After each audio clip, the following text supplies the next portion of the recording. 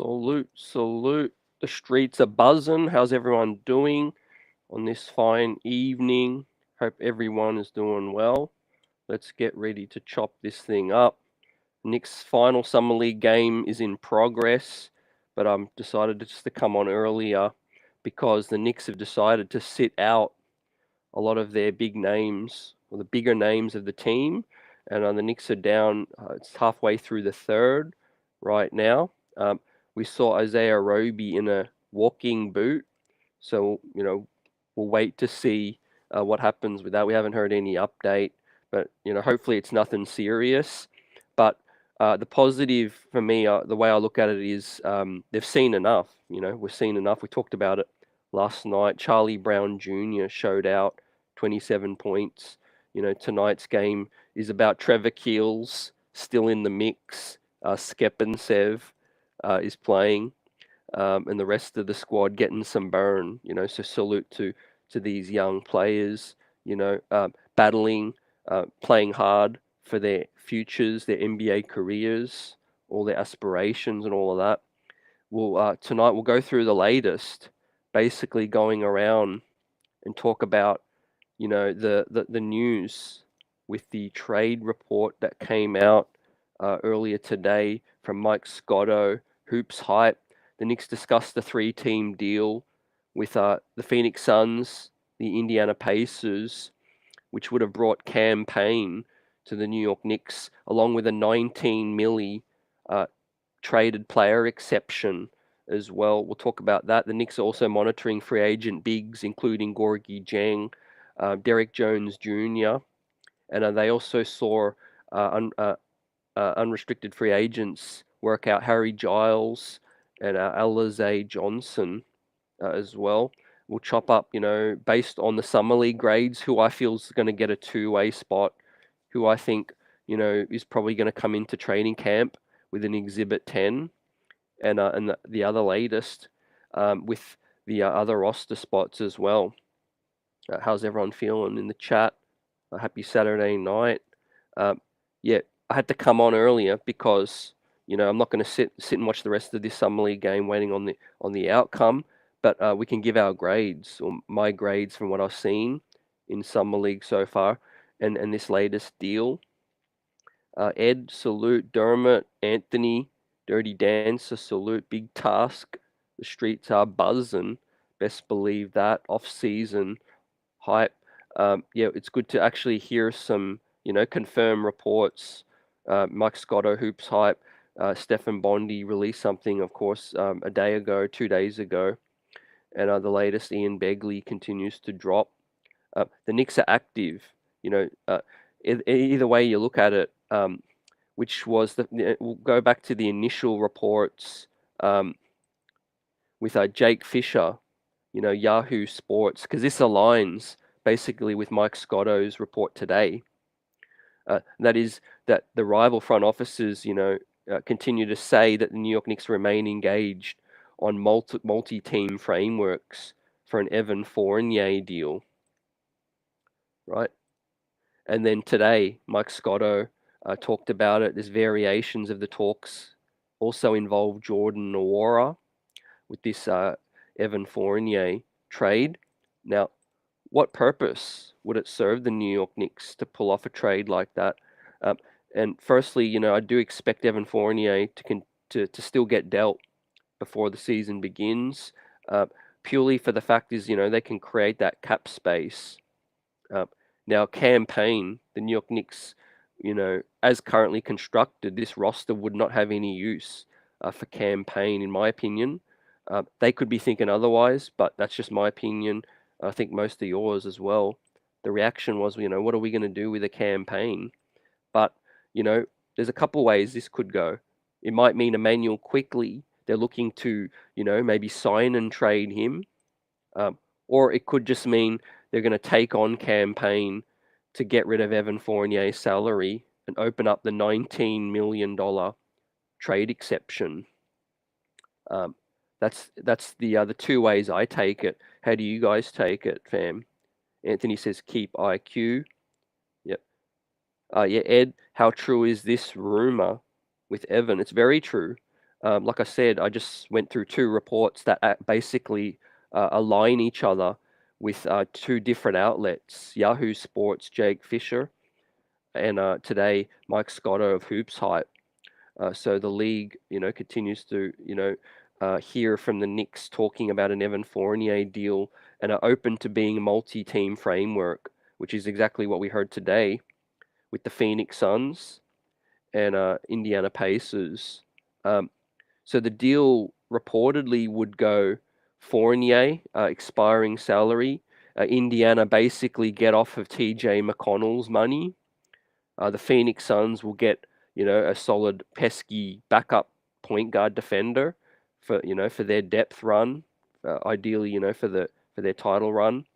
And like I said, the New York Knicks would take on, a very smaller salary in campaign with some flexibility to open up a $19 million trade exception, which then they could go shopping in a bigger trade to open up a lot more cap space.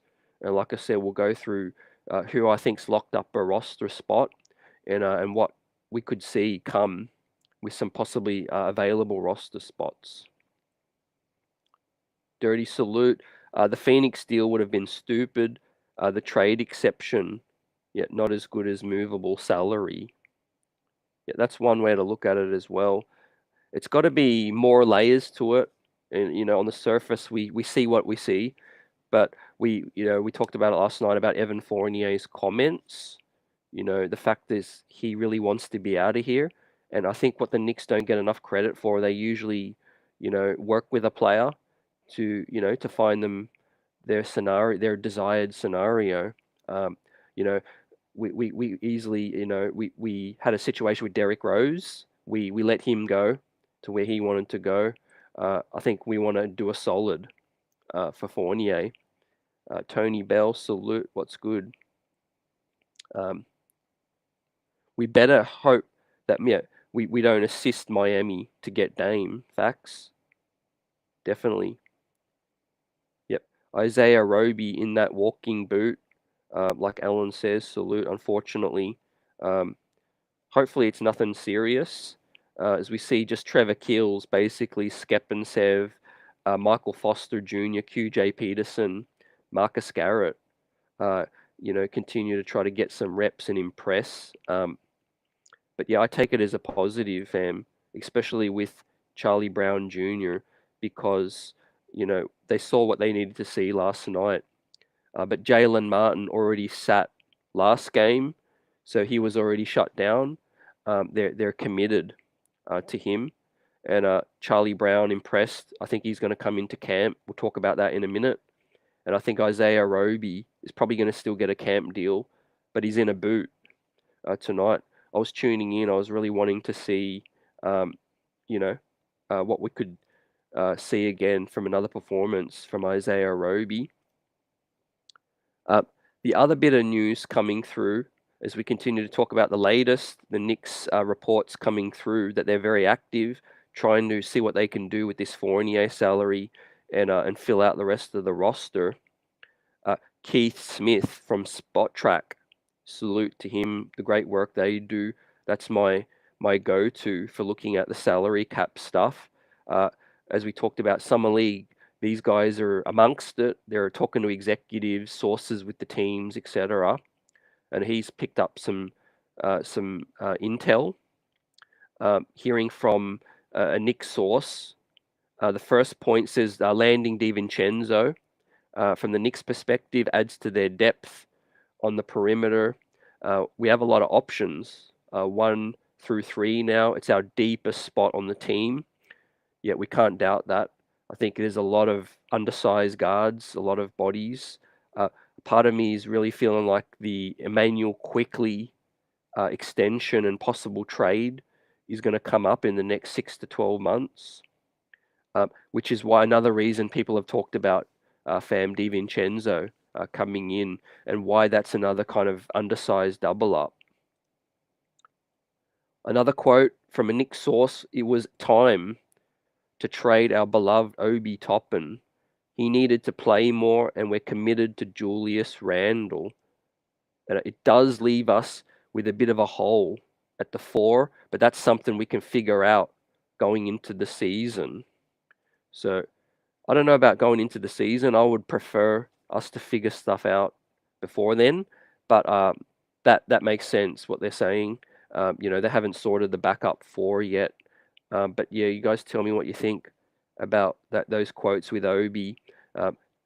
Basically it's an affirmation, a doubling down on Julius Randle, the Knicks 2-time All-NBA All-Star, and are helping, like I said, Obi, get to where he needed to go. But it's very, very interesting with Indiana still has aspirations to improve their roster, upgrade, and try to make the playoffs this time. They're one of the leading teams talking with Toronto about Pascal Siakam. So what would that mean for Obi if they pull off a swing for Pascal Siakam? Hopefully it works out for Obi. He's got all the talent. He can make an impression on Coach Carlisle, but he's going to be battling for minutes against the power forward that they picked up as well. Back to Summer League, the third bit of note from Keith is that we're excited about Jalen Martin's potential. He's got a lot of work to do. He'll spend a good amount of time in the G League, but all of the potential is there for him to eventually become a rotation player. He's one of the youngest guys from the draft class, so there's a long runway. Yep. Great quotes there, hearing that, and that matches up, with why they've just given, Martin a 2-year deal. And he's going to come into camp. He's been shut down before the previous game as well. The other thing is they can see him potentially being a rotation player. He's only 19. He's really impressed so far as an undrafted player. We need our expectations tempered, but we got something in terms of an undrafted dude with size, athleticism. The shooting is his weakest point, but his poise, his handles, his size is an excellent trait. And then the last point Keith makes is just his opinion from observations and conversations. But the Knicks are loaded with guards and wings. They also have 3 solid center options. But based on those observations and conversations, it wouldn't be surprised to him to see New York move some of that depth to find an experienced backup big that can swing between the 4 and the 5, quite possibly. We mentioned Gorgie Jang. He could stroke it a little. Derrick Jones Jr., another hybrid forward. He could play some small ball 4 and 5 as well. JaMychal Green, more so, is a better fit as well. So Steph Bondy's report yesterday was also that the Knicks are monitoring those free agent bigs, including Gorgie Jang and Derrick Jones Jr. The JaMychal Green is something that I feel like is a better fit. What do you guys think of a JaMychal Green, Gorgie Jang, and Derrick Jones Jr.? Yeah, we need to see a few more layers, but I think it would be stupid to just trade Evan for the sake of trading him, like Dirty says. Holding on to his salary for a bigger trade is ideal, but they might have more moves lined up, which is why this could be a precursor. I feel like something just doesn't add up with the campaign situation. We could reroute campaign to another team, and that way we've just basically cleared up space for a traded player exception. Or we could have aspirations to trade Emmanuel quickly, and in that case, it would make sense for the Knicks to keep campaign around as well. But let's keep it real in terms of a bigger trade. The Knicks are going to need Emmanuel quickly to pull off a bigger trade. Ain't no one dealing a above average starter or a superstar to the New York Knicks without asking about an Emmanuel quickly coming back, unless they're purely talking about RJ Barrett or Quentin Grimes. But you got to analyze it like this. RJ Barrett and Quentin Grimes are starters right now, and Emmanuel Quickly is coming off the bench. So we wait to see what this leads to. Payne, I'm not a biggest fan of him as the player, but as a backup one, if a potential Quickly trade was to take place in the future, then to me that makes a lot of sense. And also, the Knicks could have big aspirations for that traded player exception.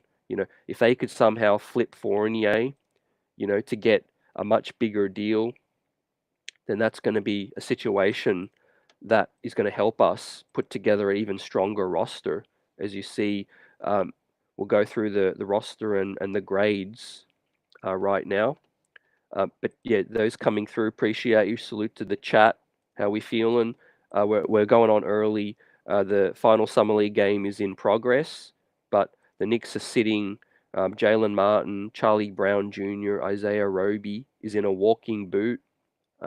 Prayers up. Hopefully everything's all good with him. But we'll just peep the score.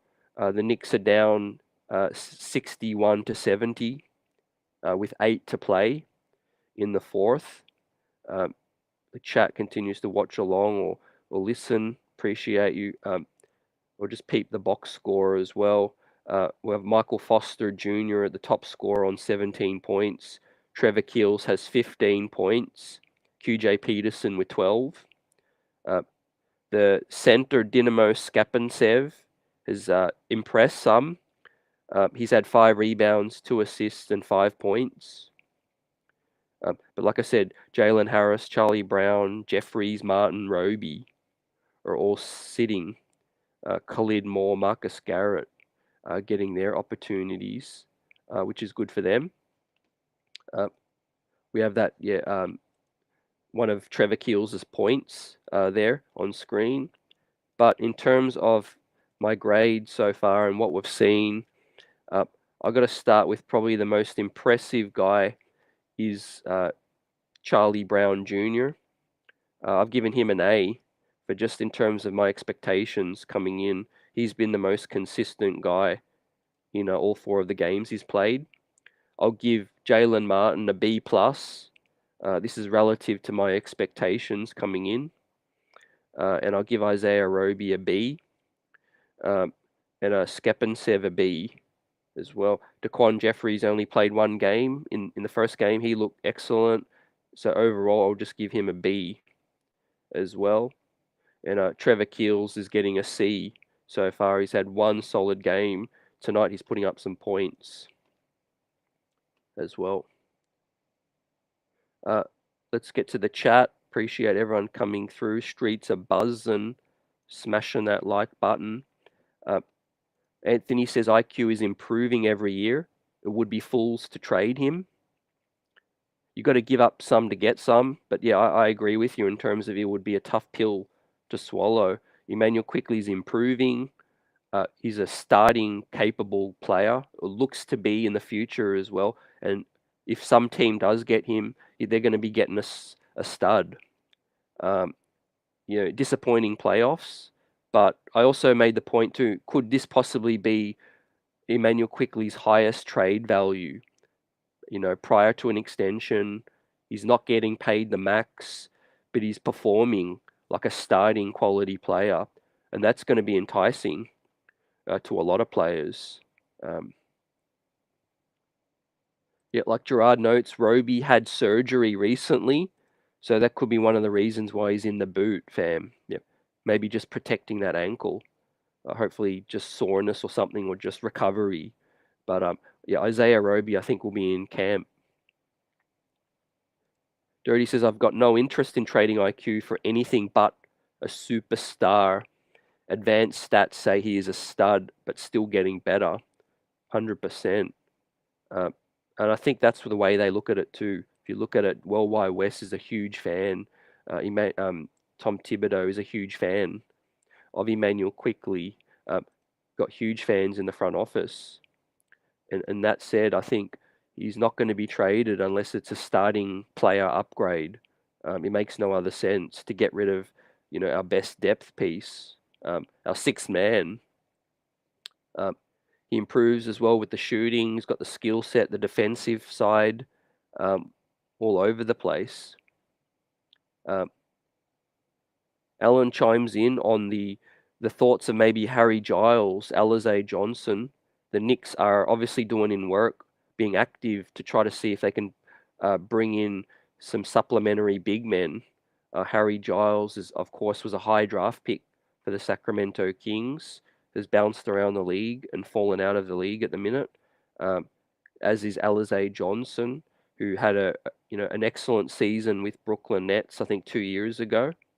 I don't know what's happened with them. I haven't followed their progress, but they've shown flashes in the league. They're working out, trying to get back into the league right now. It's a revolving door for some of these veterans. Now ahead of them, I would prefer a Jermichael Green. I would prefer a Gorgie Jang. They've been more consistent in their time in the NBA. They've been solid, contributors for some of their teams. Jermichael Green especially. I like Derek Jones Jr. He could maybe fill that void Obi left, but maybe with potential to play the 3 and the 4. Got excellent wingspan, hops, can finish as well. So I'm happy. I'm happy that the Knicks are looking into options. Now a couple of question marks on screen in terms of Isaiah Roby, Daquan Jeffries roster spot. The reason I put them there is because I feel like they're the two that's most, you know, likely to lose a permanent roster spot out of the current contract they're on. Now they are on a current team roster deal, not on a two-way. Now, based on summer league, I feel like the 3 two-ways I would give to Jalen Martin.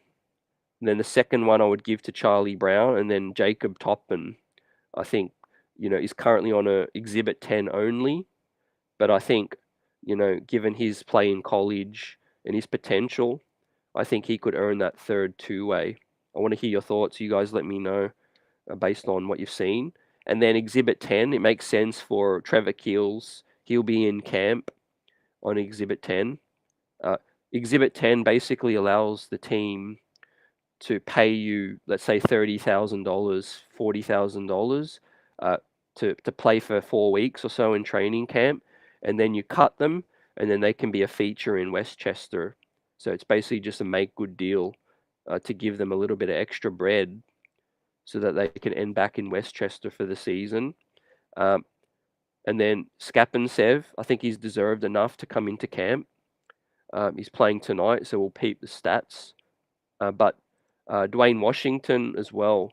He's been around on a two-way with this club. He's 6'3". Another piece that is quite redundant, but I think based on their investment in him, I think he's likely to come into camp as well. But again, we could trade Payne, we could trade Emmanuel Quickly, and then maybe a Dwayne Washington, becomes a piece that they treasure a little bit more.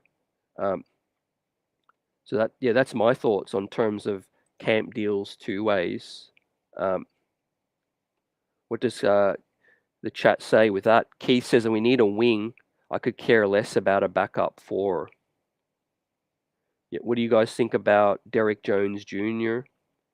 The thing is, Kelly Oubre is still out there, Alize Johnson.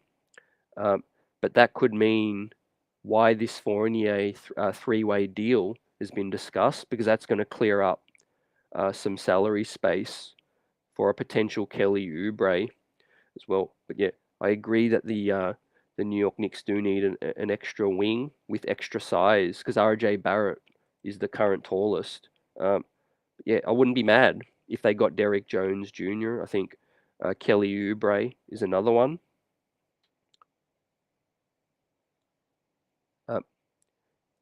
Building blocks, what's good? Trevor Keels won't make it past his two-way contract. He might even get that taken away. Yep, I could see that happen as well. That's why I think they'll just give him the Exhibit 10. You need about 20. You can bring 20 bodies into training camp, and you keep him for Westchester. on just basically a Westchester deal. I would not waste a two-way spot on Trevor Keels anymore. We've seen enough. We've seen that for a little while now. And I think Jalen Martin's definitely locked up one. There's been reports now the Knicks have locked that in. They're excited to see Jalen Martin for 2 years to see him develop. They believe he could be a rotation piece. So salute to that.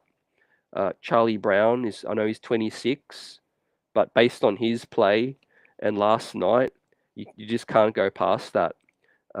What he's been able to do, won the G League chip last season, and last night Charlie Brown's stats were 10 of 16, 62% from the field, 5 of 9, 55% from 3, 27 points, plus 15, team high 7 rebounds, 5 assists, 2 steals, and a block.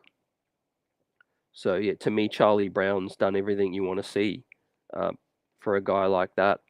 A little bit older, but I think we need a bit of size at the wing. So why not just give him another two-way?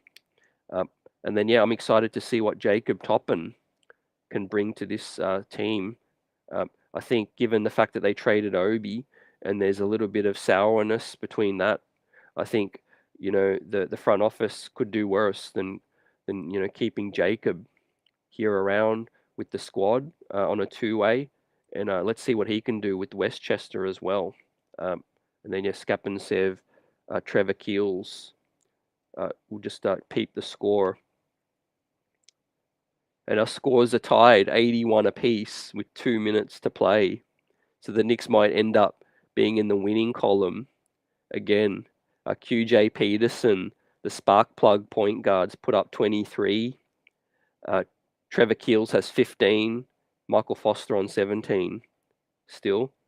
Looks like Skapintsev's not playing as many minutes. He's played 18.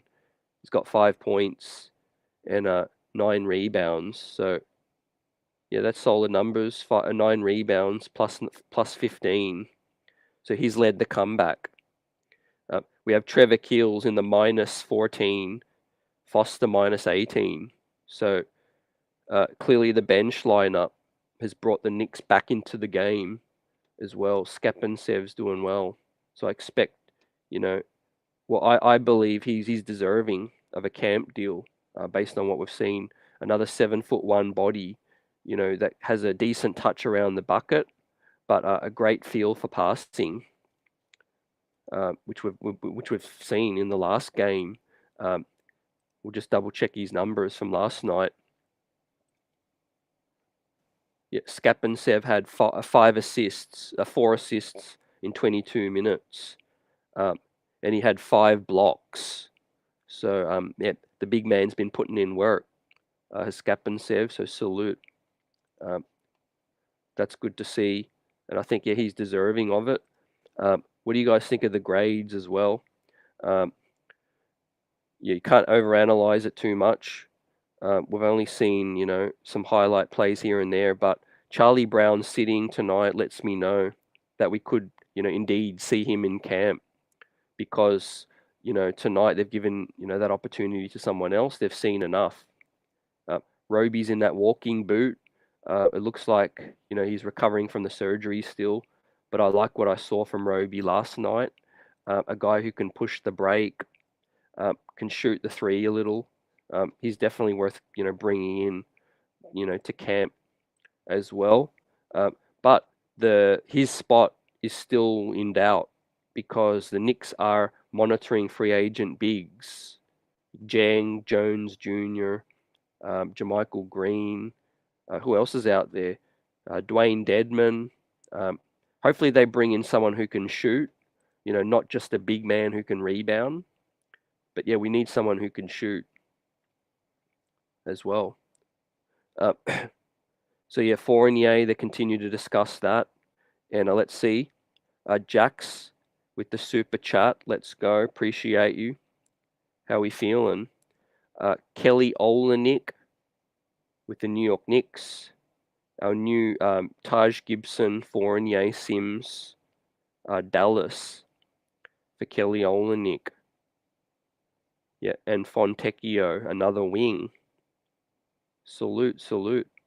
Appreciate you for the contribution. Um, yeah, Taj Gibson is a situation where I won't be surprised if he's back. He does give us that veteran experience in the locker room. He's tight with Mitch. He could shoot the corner three as well, um, and he's not going to whine about not playing. So that's another situation. Um, Evan Fournier, Jericho Sims, maybe to Dallas. I know they like Sims. Um, so let's see. But I like Kelly Olynyk's ability to stretch the floor. He's going to play FIBA coming up for Team Canada. Let's go chat. Appreciate everyone coming through. Give us your thoughts, questions, anything on your mind. Dirty says, I think Charlie could beat out Daquan. Not really that it matters. Yeah, I could see that happening too. The fact that they shut him down lets us know. But it may not even be with the Knicks. Charlie Brown could have got a guarantee with another team, and hence he sat out. But either way, it's the end of the roster, so I'm not sweating it. It's just more those question marks are interesting because it's spots there that the Knicks could seriously be looking to upgrade and retool the end of this roster um, with some depth. There is some minutes still available. I believe Isaiah Roby's shown some potential to get a look. His ability to shoot, be that backup four in a very reduced role. I think it's worth a look because I've watched highlights. He's had a 30-point performance in the league, a 26-point performance as well. I don't think any of these guys in Summer League, although Roby hasn't looked like the best this Summer League, he's recovering. And I don't think anyone on this Summer League team is capable of putting up a 30-point game, 26-point game in the league in meaningful minutes. This wasn't garbage time or, end of the season. This was real meaningful minutes. So I think Isaiah Roby's got a genuine NBA skill set. He's young enough. I think he's worth seeing if he can be that solution. But if a Jermichael Green was to sign, he would take that spot for me, and then I'd bump Roby down to a two-way, or I'd give Roby Daquan Jeffrey's spot.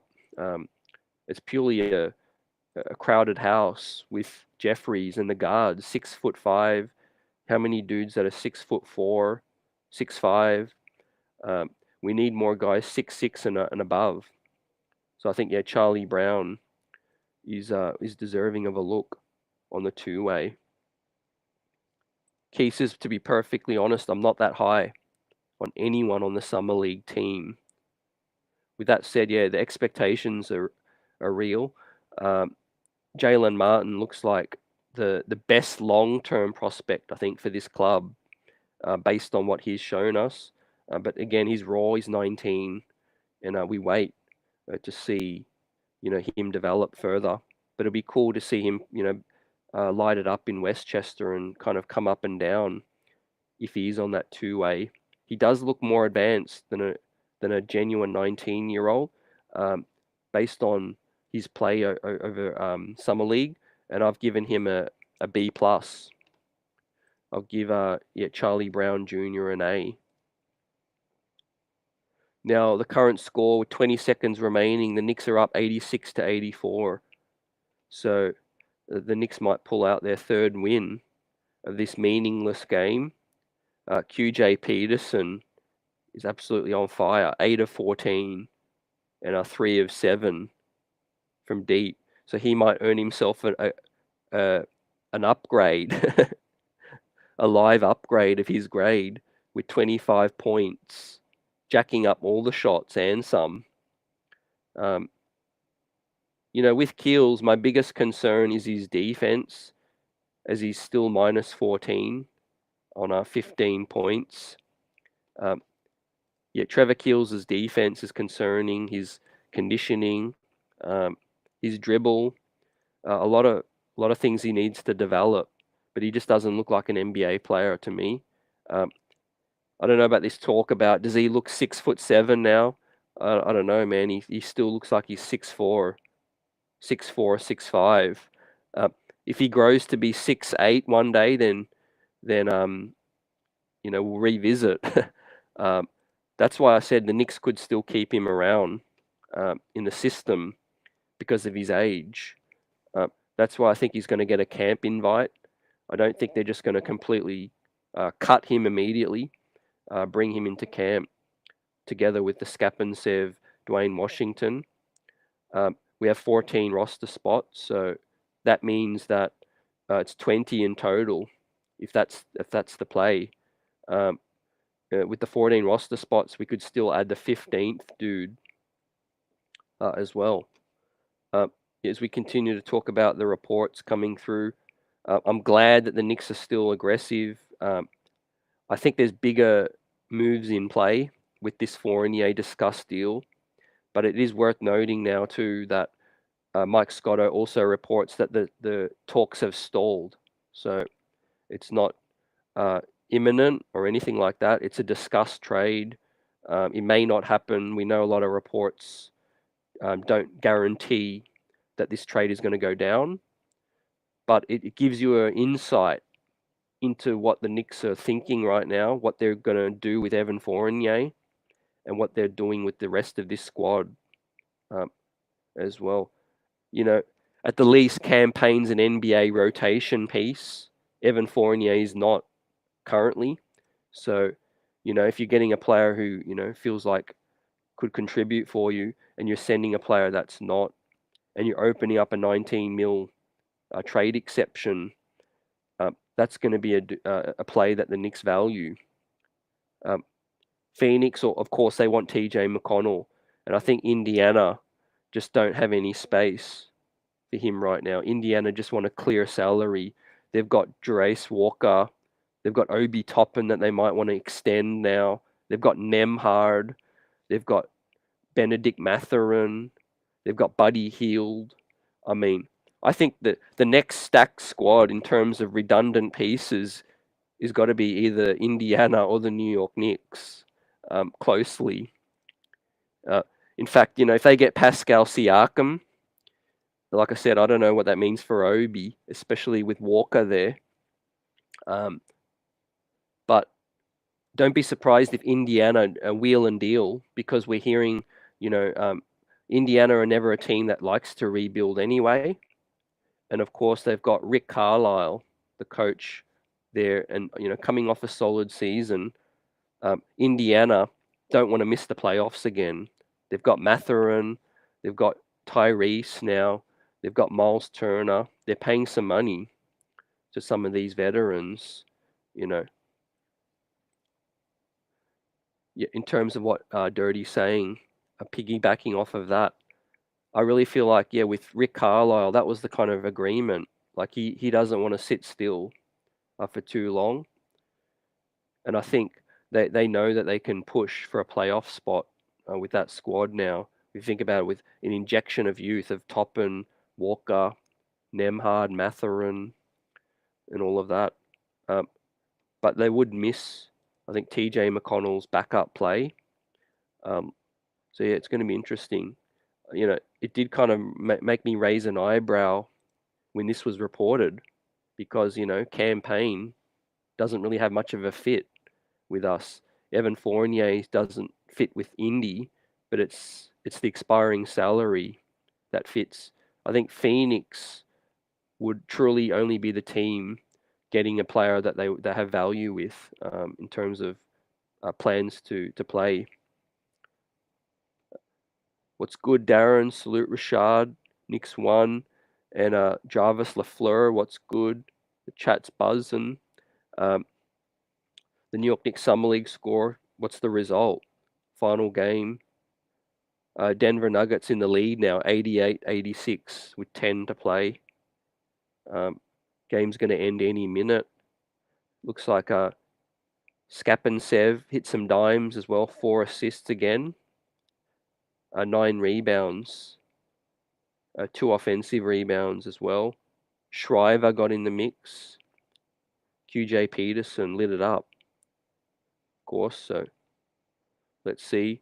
11 seconds remain in the game. But yeah, the biggest thing that I take away from Summer League is that the Knicks have basically, at bare minimum, they've filled their two-way spots. um, including Isaiah Roby with a real chance to get NBA minutes this season if the Knicks don't make another upgrade. But Jalen Martin, Charlie Brown, those guys aren't going to factor in into any regular season play. Um, they'll find a home on the two-way situation. But yeah, it's been fun watching some of their play, specifically with Jalen Martin and Charlie Brown. Roby, I knew what he was capable of. Like I said, 4 seasons in the league. He's had some big performances as well. Would have wanted to see him a little more consistent, but based on that, I think Roby's going to stick around for a little bit. Yeah, we're going down to the wire with this thing, fam. Darren says, I sense the Pacers making either the playoffs or the play-in scenario. Yeah, they'll give some teams some trouble. Best believe that, especially with Obi and Walker next to Turner, Mathurin, Halliburton as well. They've really done a quick rebuild, from that trade with Sabonis as well. That shows you veterans in the draft. Stack all your draft picks. Hit with those draft picks, and you could be good in a minute, man. That's good. The Knicks are still looking good for the playoffs, though, in my opinion. Yeah, the Knicks are still scouring for those backup bigs. What's good, Fabian? I think Tom Thibodeau, is a fan of vets, we know. So don't be surprised if it's Jermichael Green, Jang, from his time in Minnesota, Taj Gibson, familiar face. I don't know if Derrick Jones was in Chicago when Tibbs was around. I think that's going a ways a little bit back.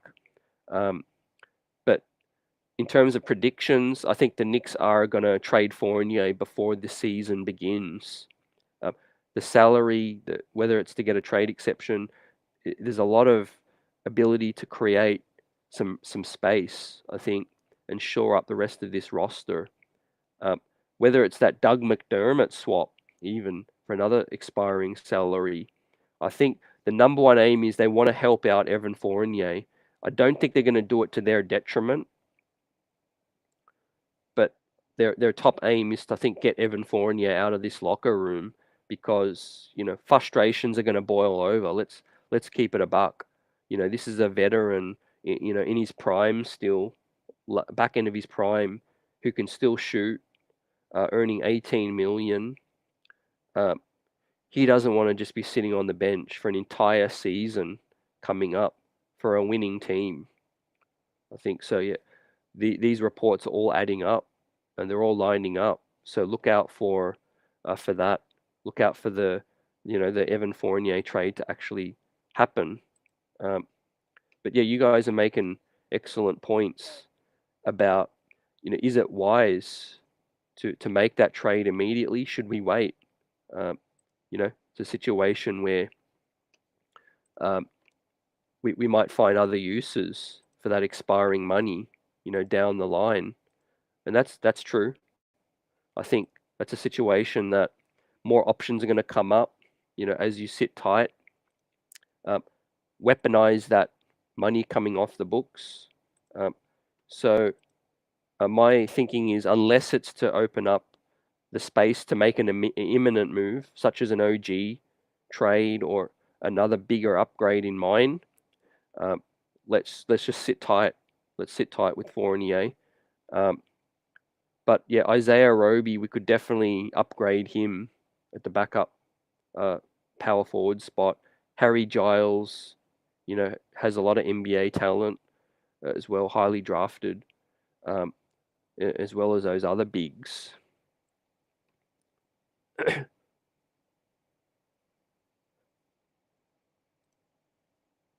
Dirty says the problem is I don't see a single team that Evan could crack the rotation for. Yeah, it's difficult to imagine. At least maybe what he could hope for is to be somewhere situational where, if the situation calls on it, he's going to get minutes. Whereas I don't even think he's situational with the Knicks. We could be down to 5 bodies, and Tom Thibodeau won't play a sixth player. He'll play all 5 bodies for the entire game. I think that's how dead set he is on not playing Fournier, and that's got to be unsettling for a player. At least if Fournier is on a bench or a contender, where he might get in for 9 minutes or 6 minutes here and there. Situationally, could be a fit. Also, maybe a place where when his contract expires, that he could stay with that team, so he doesn't have to keep uprooting his family. What's good, Hamilton? Any updates on Bogdanovic from Detroit? As a possibility, I think he is a bit more useful. Yeah, I like his scoring. Defensively, he's not helpful for this team, I feel, for the wing. But I could see them exploring that. I could see a deal with Detroit.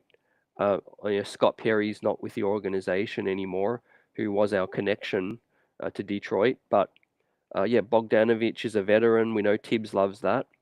But I think with Hart, with DiVincenzo, I think Tom Thibodeau is okay with this rotation at this minute. It's going to be up to Leon Rose. The shooting would be a big addition. But yeah, it's going to be pretty jammed with the minutes if you're not sending somebody out. If you're sending IQ out and DiVincenzo can play the backup point guard, then there's extra space minutes for a Bogdanovic. Harry Giles, is that Duke product? Yep, great point. That's something to look out for as well.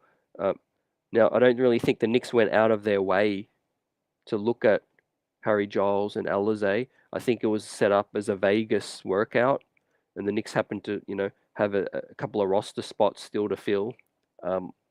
It could be interesting to see. But we know Tibbs loves rebounding. We know he loves size at the big man spot. He loves traditional bigs. Outside of Josh Hart, he rarely plays small ball. Didn't want to do it with Obi. Didn't want to play someone next to Randall at the 5. So we know Mitch, we know Hart, Hart are locked in for big man minutes. So that's going to remain. But I don't think Jericho Sims is really a lock to play any backup for either. I think Tibbs loves him as a traditional big man. So I think it comes down to Roby, Daquan Jeffries, and Evan Fournier's roster spot. The 3 that you see on screen as the ones that are in flux still. The camp deals. You guys let me know any other veterans, free agents out there that you want to hear about or see. We hear Christian Wood's name, Kelly Oubre, PJ Washington. Still, we're waiting on the Dame Lillard and James Harden thing to fall like dominoes, man. The rest of free agency can continue. The issue is this Dame thing, man. That's going to drag on for a minute. I feel, because I know that Portland's unhappy with how it's going.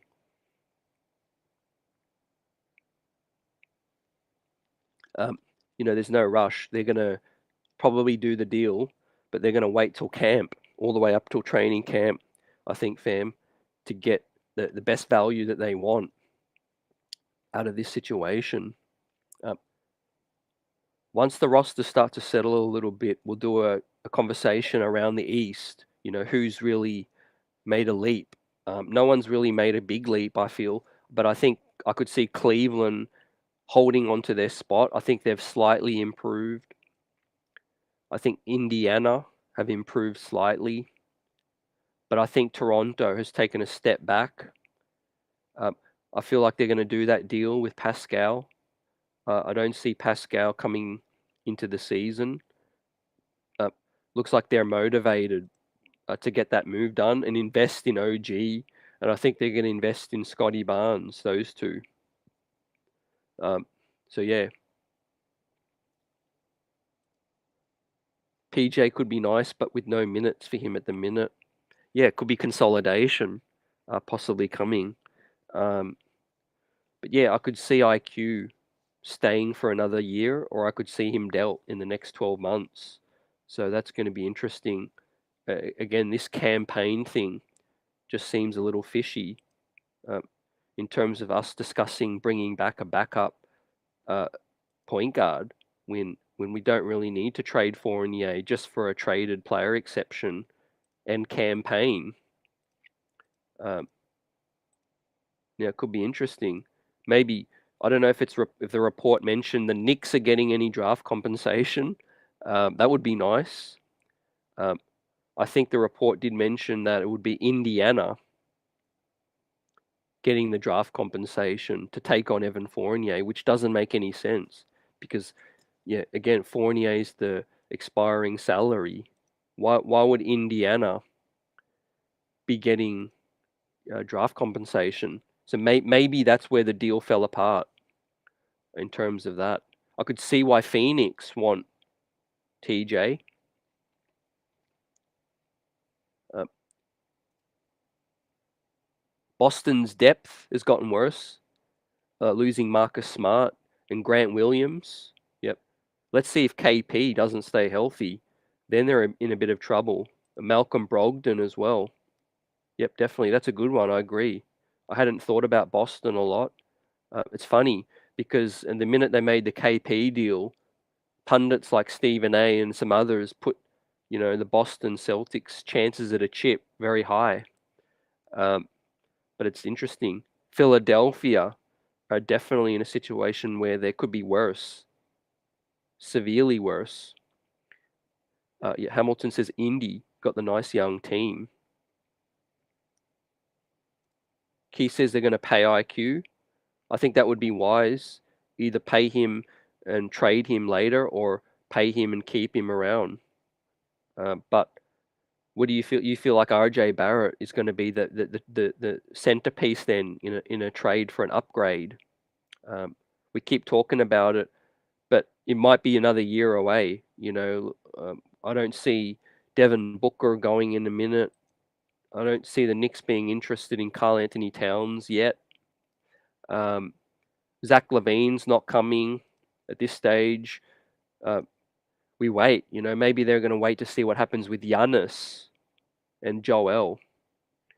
Those are the two big names to drop possibly in the next 12 months, 18 months. Two teams that are in their prime trying to contend, and we know that's what generally shakes things up. I know people say, "Oh, you never get free agents anymore," all of those things. Well, the very very minute opportunities when a team has just reached its ceiling and the star just says, "This is it." It's we've reached we've reached the end of the tree, the end of the mountain, and it's time to to find a new home, a new scenario. It does happen from time to time. Um, yeah, KP's health is huge.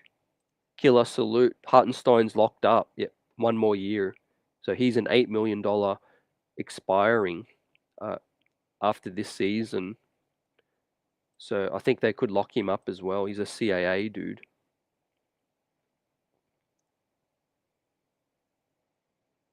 Yeah, like Zigzag also mentions reports about Bogdanovich. They were looking for a lot of firsts for that.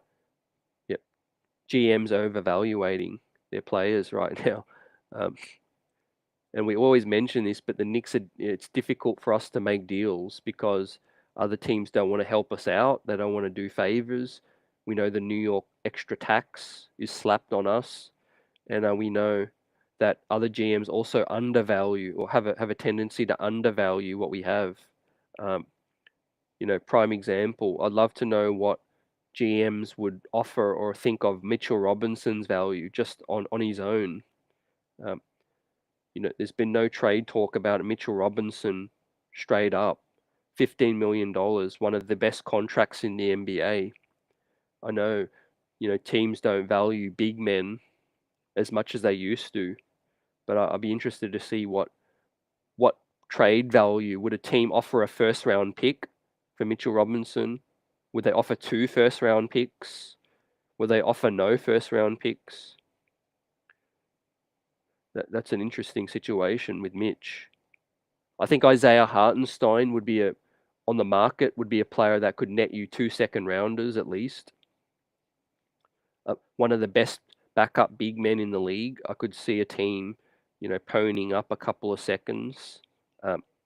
Probably more. Let's keep it real. If Obi Toppin got 2 seconds back, I think Isaiah Hartenstein would also get the same at minimum. Could be a situation where also Payne might want a new scenario as well. That's something to look out for his next contract. I'm going to look up Payne's salary and just to see when his contract comes up.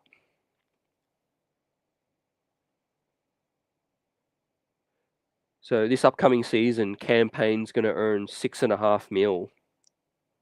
Yep. Okay. So that's interesting. $6.5 million. That's pretty cost friendly, and then it comes off the books. So yeah, he's only got 1 more year remaining this upcoming season. There's no options on the deal. It's just $6.5 million expiring this season, just like Evan Fournier's. Yep. So that makes a lot more sense as to why they've looked into that situation. Of course, if they're trading Fournier, they're not going to bring back more longer term salary unless it's a player that they want to keep long term, like a blockbuster deal.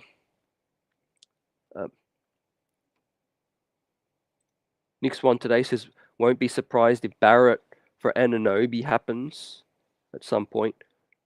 I think we won't see anything like that until at least the deadline, because all the reports I've heard from Toronto now are that Masai Ujiri is motivated to move Siakam and keep Anunoby for another year and see how that looks in season. I think Tobias Harris is a name that is interesting. The front office has some fans of Tobias Harris. The money's coming off the books. I think we're going to wait to see what Philly do to see what happens with that. But I think in terms of our starting lineup, I think they would be more open to keeping Barrett than to do a Tobias Harris. And also they're very invested in Julius Randle. As we talked about earlier, for everyone that's just come through the chat, salute.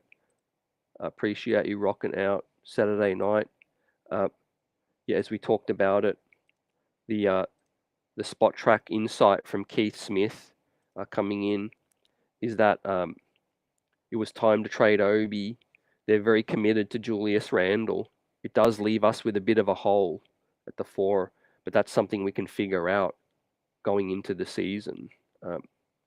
So a dude like Jermichael Green, Gorgie Jang can play a combination. So I'm not surprised if they're looking in that direction. We know Taj Gibson is a guy who Tibbs is open to playing as a backup 5 and 4. Jarvis got a question, salute. Do you think the Knicks eventually start DiVincenzo over Quentin Grimes, or do Grimes start for the whole season? I think early in the get-go, I think Quentin Grimes is going to stay as the starter, fam. I think it's kind of going to unsettle the locker room a little bit. I think they're happy to keep the newcomer, DiVincenzo, as the backup at this stage. Now, eventually, as you mentioned, do they eventually start DiVincenzo over Grimes? I think that would be a situation of two things. Either Grimes got injured or Grimes's play is severely fallen off. But outside of that, I could see Quentin Grimes keeping his spot, fam. I think this club really believes in Quentin Grimes. He's the closest thing outside of Jalen Brunson and Julius Randle in their eyes to being untradeable. So that they believe in him a lot, man. But that's a great question. I think so DiVincenzo is going to come in and do his work off the bench, and I think if he's playing excellent and Quentin Grimes is slumping, I could see them doing a little switch up later, but I think it's unlikely. Yeah, Manchol, seems like all our guys are worth 2 second rounders. Yeah, that New York tax, like I said, fam, other GMs overvaluing their guys, undervaluing our guys, and just disdain for wanting to help the New York Knicks. A little bit of extra confidence, I feel, has unsettled some other teams.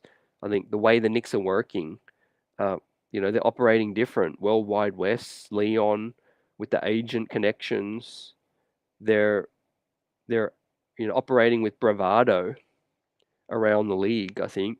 And I think that's definitely ticked off some people. But business is business, We still got to do deals. We still got to get some things done. Jordan Nwora is a name that was actually talked about in this latest report as well.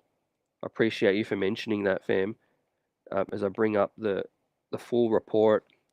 So outside of this 3-team itineration, there was variations of the talks that involved Jordan Nwora.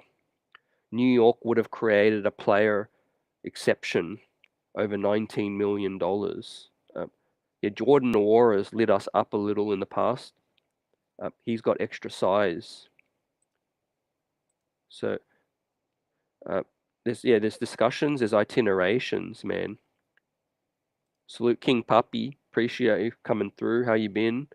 Hope everyone's doing well. Gorgie Jang, a good backup center as well. Yep, he's got some reps in the league and a familiar face. I could see that. I could see that happening, fam. I think the Knicks don't just like to make moves for the sake of it. I think let's keep it a real. 9 out of 10 in terms of, in their eyes, they're happy with running into the season outside of a superstar deal. If it's a game-changing deal, like an upgrade to the starting 5, then the Knicks will look into it. But if it's just the backup spots, I think we'll look into just signing a veterans minimum for one of those guys, as we mentioned, and helping out Evan Fournier.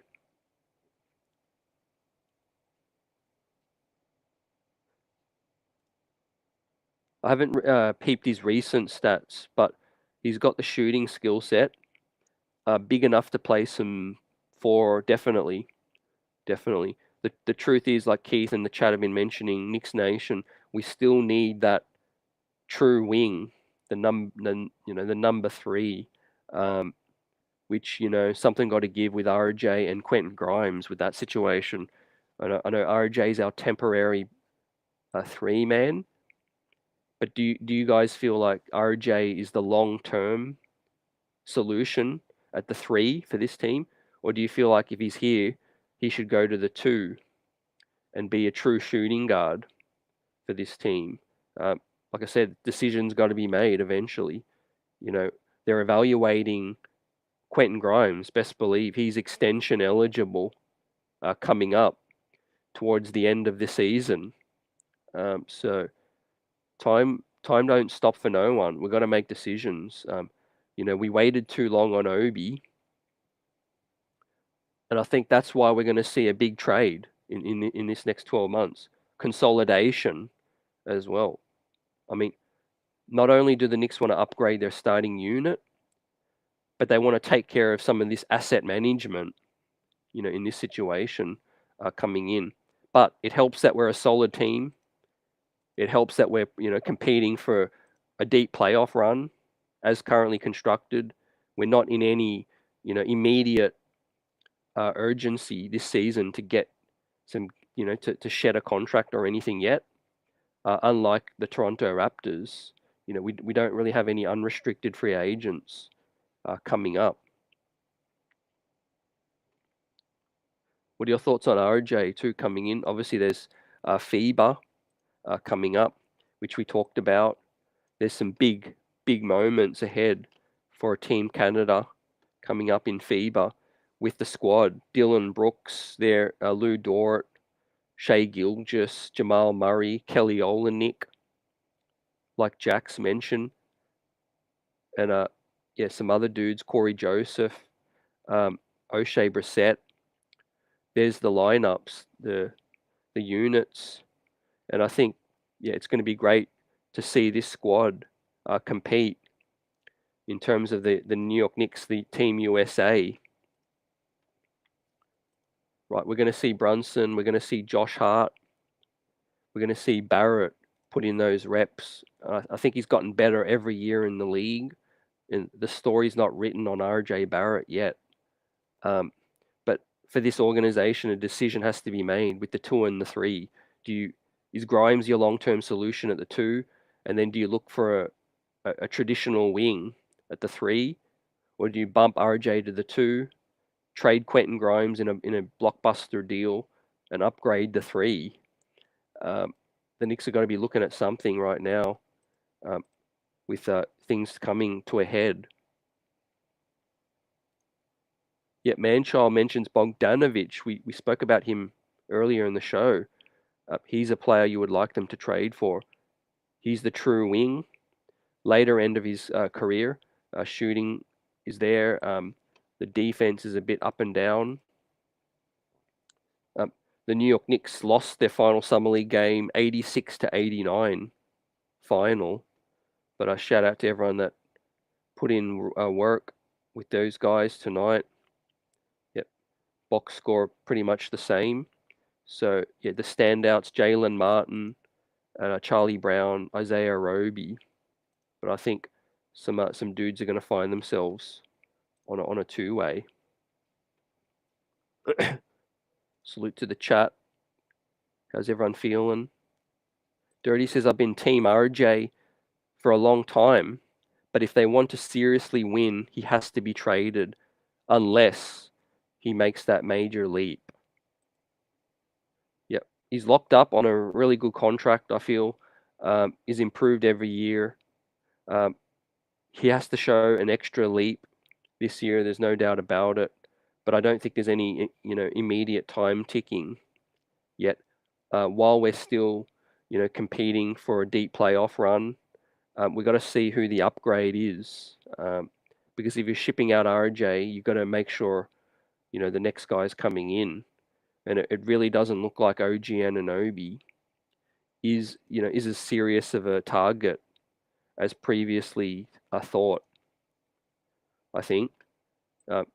Obviously, things can change, but Toronto are up against a little timeline. Masai Ujiri's got work to do, best believe that. He's got a lot to think about. Pascal Siakam, I think, is the guy that's going to get traded eventually. But the Knicks have got flexible contracts too.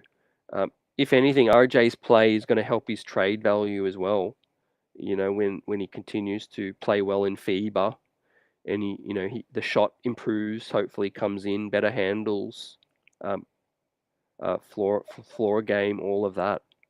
I don't think RJ Barrett's just going to be salary filler in a big deal, right? It's going to be a team that, it's maybe a smaller market team or a kind of a retooling, rebuilding team, kind of like Toronto. I know Toronto has kind of all the makings for a team that could take on an RJ Barrett and integrate him next to Scotty Barnes, next to OG. But that's going to be interesting. I think, we're still evaluating. Also, I mentioned this, but I'm very high on Quentin Grimes But I mentioned the extension eligible coming soon. 3rd year. It's time now for Quentin Grimes to really, claim that title of being untradeable. I don't think he's quite claimed that title yet, and I don't think he's been as consistent as we need him to be. Now, I know there was injuries, there was setbacks. Evan Fournier started the season, all of those things. I'm not saying Quentin Grimes is not going to do it, but he's got to do it. He's got to do it now. It's the 3rd year, right? We can't end the 23-24 season still talking about, oh, look, Quentin Grimes might be that dude. He still might be that guy. It's time now. It's time.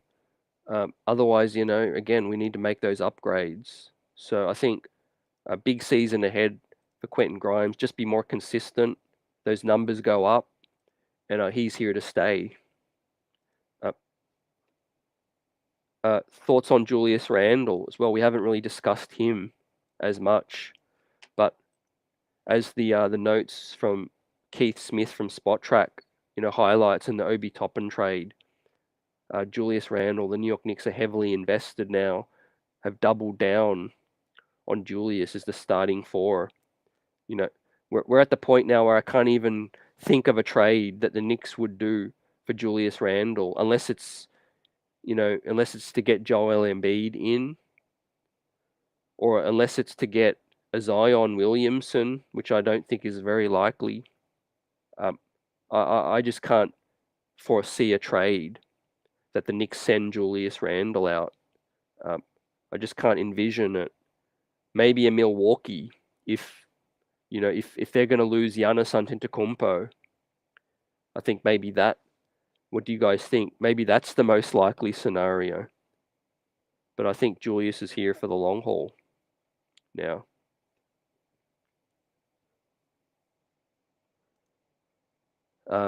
Nick Yak, a salute. No way are we trading RJ yet with only 3 forwards.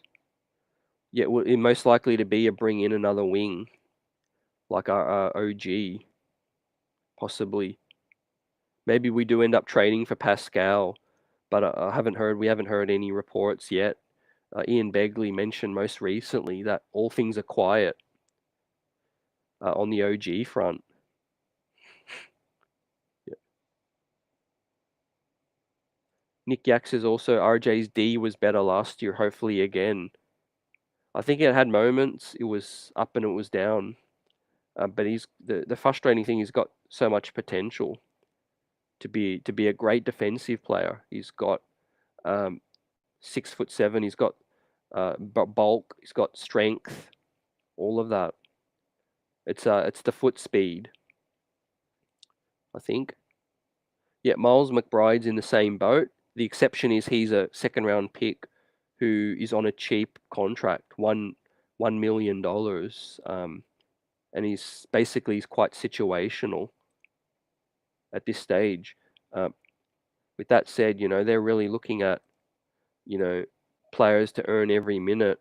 Tom Thibodeau and his short rotation, we know what he's going to be looking into, and that's to play DiVincenzo a lot, probably 25 plus minutes. I think Josh Hart, is going to be good for his plus 28 minutes a night. Isaiah Hartenstein's going to get his 20. And Emmanuel Quickly is going to get his 23, 25 as well. So I don't even know if that all fits in. I haven't done the calculations, but everyone's saying, 9-man rotation is tough. But when you got 9 really good guys, really we only need that 10th guy for us, a pinch at the 4 spot.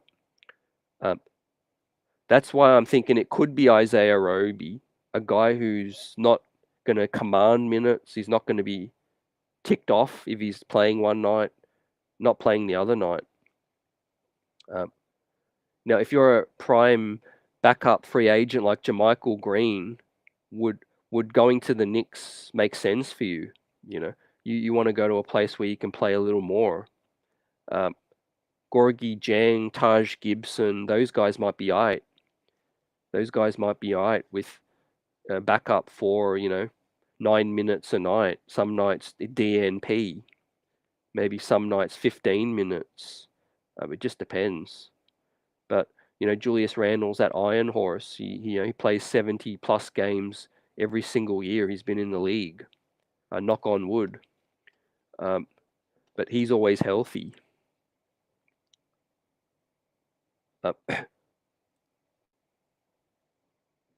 Yeah, it's all coming back to me too with the playoffs. Every now and then I think about it, but some of RJ's great performances were a highlight. But his defense improved as the season went. Um, the thing with RJ is, he's been so highly touted in his career. He's strong mentally. Like, whether his skills and his game get to a certain level, his mind is always going to be solid for the NBA game. He's good at, forgetting about bad performances and getting on to the next, and also playing good in big games like the playoffs as well. Team players like Quentin Grimes, Emmanuel Quickly did shrink a little in the spotlight as well. So you hope Julius Randle, of course, has shrunk in the spotlight with the ankle being the asterisk on that situation. Salute to the chat. Dripmore, salute. AP, what's good? Jason says RJ's adding weight has messed up the game. Yeah, I think the best version of RJ is a slimmer down version, more quicker on the feet, 110%. He might get that and get that note to lose some weight a little, and shrink down a little, get quicker. I think that's going to be big as well, unless he wants to play some backup four. I know everyone keeps mentioning Hart, and they mentioned DiVincenzo, maybe Roby, but don't forget about RJ Barrett playing the backup four.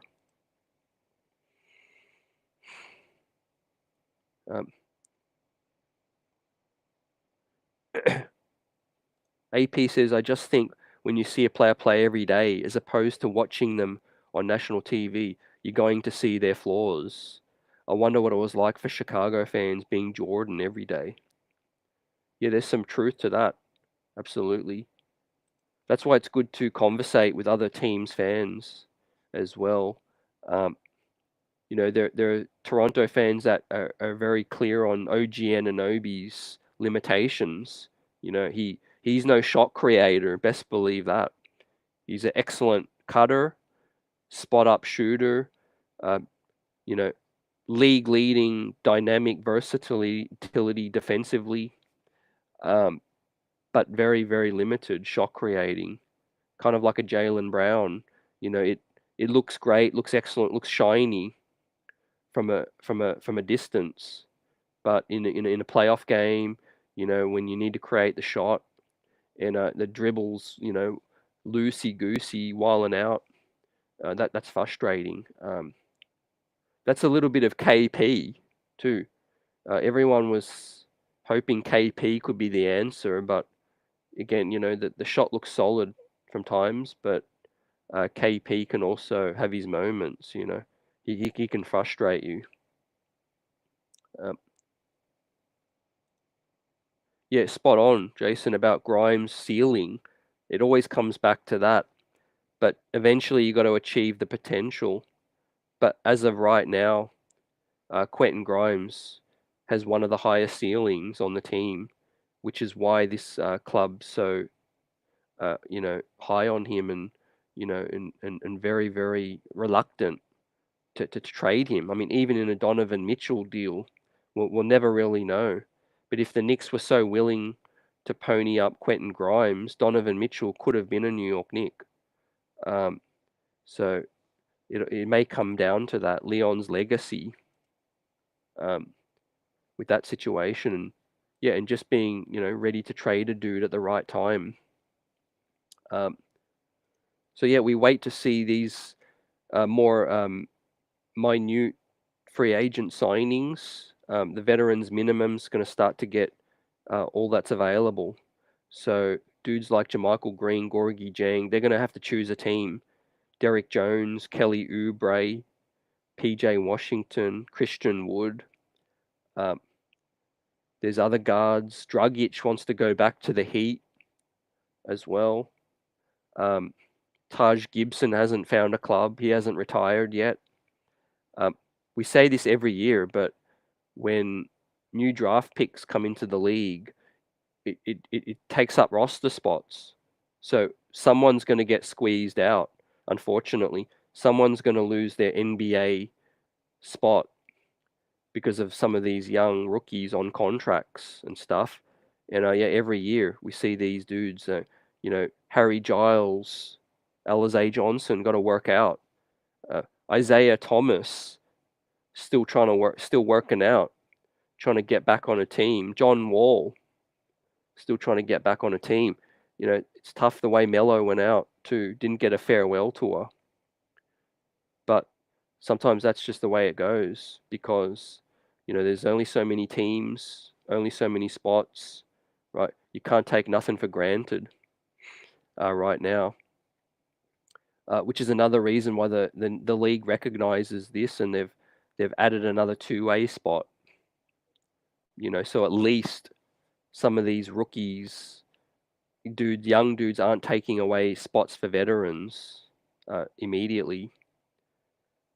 It's also why they're using the G League more, giving dudes an Exhibit 10 deal so that you could bring them into camp and then send them back to the G League with some extra bread as well. Now, I like some moments Alize Johnson had, but he's a dude who could fit that wing mold. The issue is he's rusty. Haven't seen him in the league. He's been out for a minute. Same with Harry Giles, too. So maybe it's a case of why they needed to see these dudes work out. Have they still got it? Do they bring them in for a second workout? Training camp? Let's see. I think the Knicks will do a little mini camp too. They're very good at getting all the young dudes together early.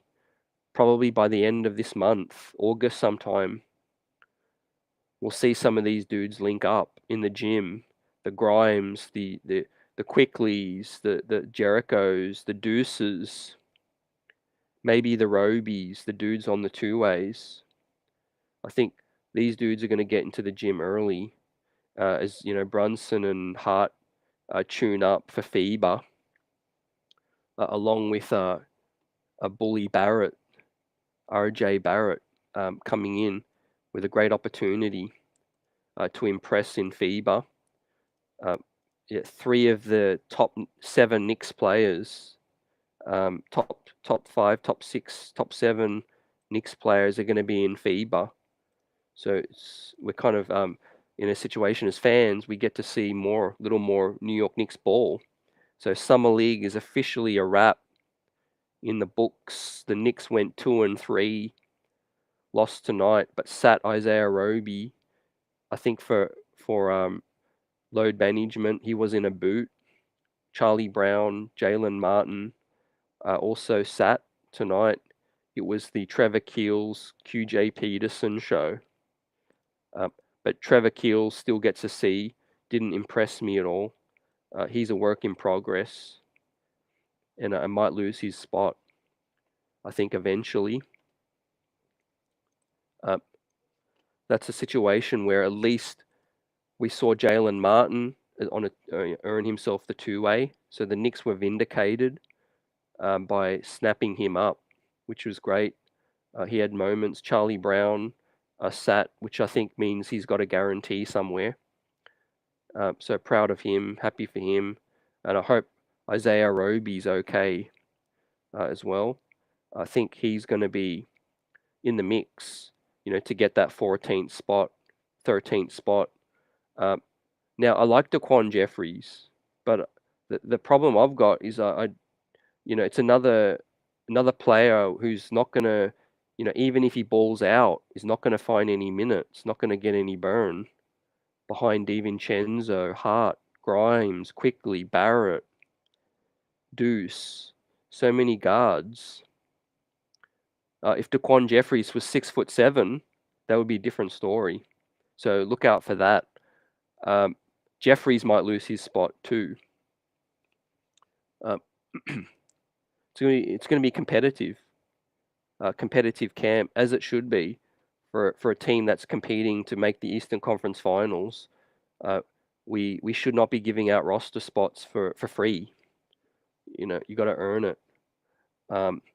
So look out for a situation where they do bring in a veteran big. Who knows whether they're thinking about Taj again or one of these younger dudes. But like the chat said tonight, someone who can shoot would be nice. Jermichael Green can shoot a little. I think Gorgie Jang can shoot the three a little. Derek Jones Jr.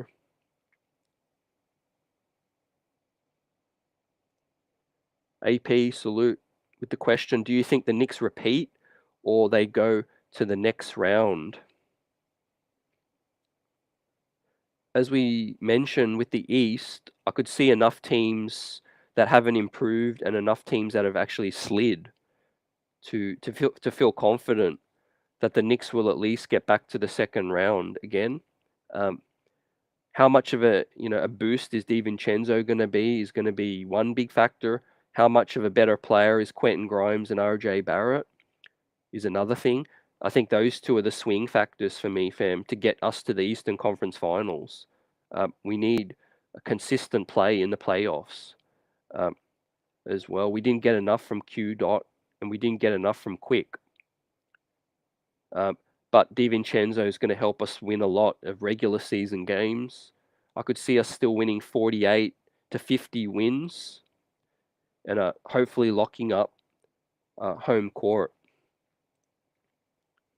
But yeah, that's my factor. I could see the Knicks getting that second round, at minimum, getting to the second round. Yep, Java salute. Yep, have a great night. Peace, blessings. Have a great weekend coming up. Football's coming up soon, real soon too. I know everyone got to be hyped for that before the next NBA season. Football's on its way as well. We got FIBA, like I said, and we got the latest news.